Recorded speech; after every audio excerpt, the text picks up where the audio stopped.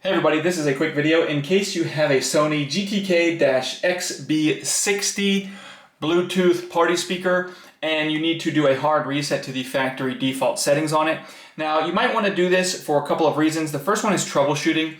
If this speaker is not connecting or pairing in the chain with the other speakers, or if it's not syncing or pairing with Bluetooth or your device or anything like that, or if it's not making the sounds that it's supposed to, if it's out of time, a lot of things like that can be fixed with a hard reset. Now you're going to need to set it up again because this is going to wipe all the pairing history and everything like that off of it.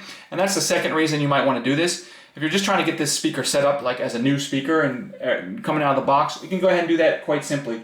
All we need to do is, first of all, we just need to make sure that the speaker is on. So we want the little green light on that's indicating that our speaker is on. And from there, we're just going to come in and we're going to find the pairing function button and the volume down button, and you're just going to press and hold those two buttons for 5 seconds at least until the speaker turns off, at which point you can go ahead and release the two buttons, and that means the reset has been completed. You can go ahead and turn your speaker back on and set it up as a brand new speaker.